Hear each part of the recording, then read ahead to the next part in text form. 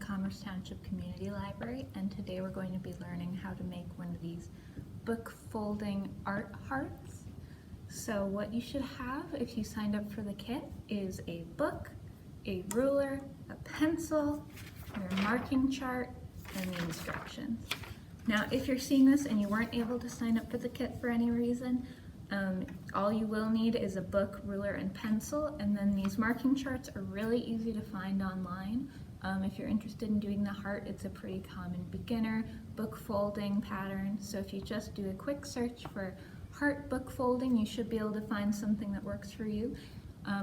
The only real important thing is that the book needs to be at least as many pages as are on the marking chart, and we'll get into that once we start working on it here. So I'm just going to move to a different camera position so you can better see what we're working on, and we'll get started.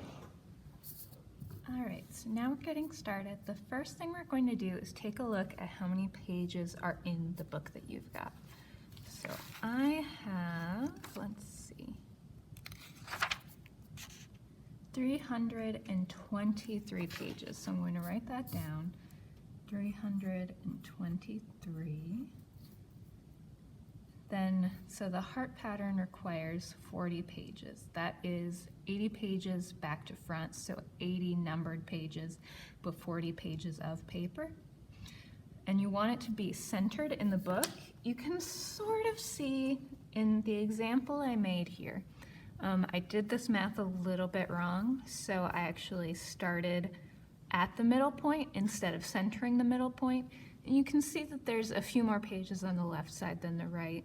So even if you do this a little bit wrong, it still ends up looking pretty nice. But the ideal way to do things, to get everything centered, is to take your total number of pages, and then we're going to divide it in half.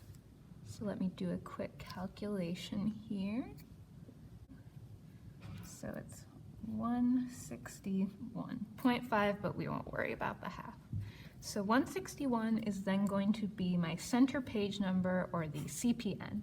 So 161, and then we're going to subtract 40 from that number to get the page we're going to start on. So I'm going to cross those out just to avoid confusion.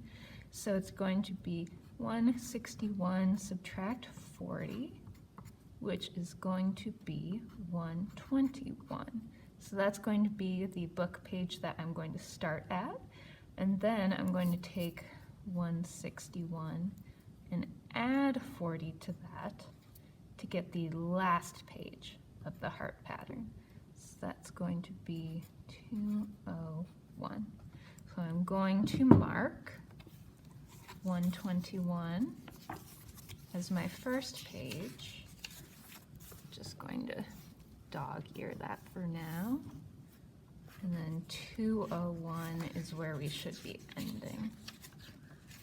So this is what we're going to be working with now, and this will be almost certainly different numbers for your book. Just make sure that you're following this math, and like I said, even if it's not exactly right, it'll still come out looking pretty good as long as you make sure that you have 80 numbered pages, 40 pages of paper. All right, so next we're going to start the marking process. So we're going to take our book here, flip to our starting page, and for all of our marking, we're going to want to rotate the book counterclockwise. So we're going to put it like this. So if your page numbers are on the bottom, they're now going to be on the right, and the top of the page is going to be on your left. And we're going to make all of our markings on this portion of the page that is furthest from you. So next up, we're going to take a look at our bookmarking chart. And if you want to keep track of things, you can either mark on your book page the page number in the chart, or you could do the opposite, which is what I'm going to do. So for page 1, I'm just going to notate that that's actually page 121, and page 40 is actually going to be 201, which we figured out earlier. And if it's helpful to you, you could write it for maybe every 5 pages on here to just make sure you're staying on track. Or you could write it in the book itself. It's totally up to you. But so page 1, we are marking 7.7 centimeters and 8.9 centimeters. So all of our measurements are going to be in centimeters. So make sure you're using the proper side of the ruler, which has the centimeter marking on it. And also be careful, because all rulers, they never really start at 0. They've got this little bit of space in there between the beginning of the actual wood and 0. So be careful that you are making sure you are lining up that 0 with the end of the page there. All right, so our first markings are going to be 7.7, so let's see, 7 right about there, and then 8.9 right about there. You're just going to mark that onto the page with your pencil. And if you want, you can say, all right, I've done that one, let's cross that out.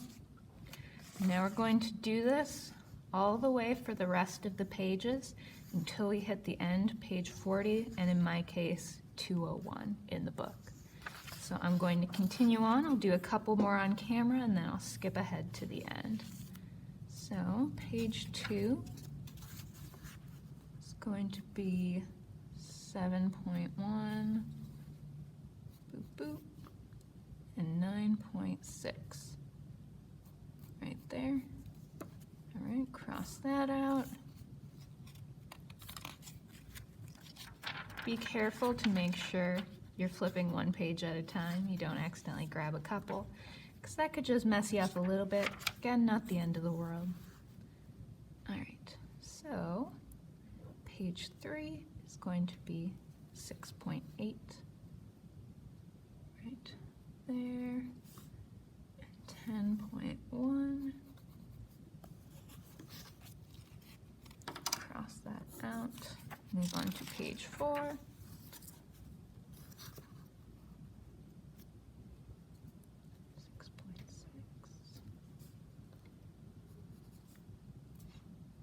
10.5.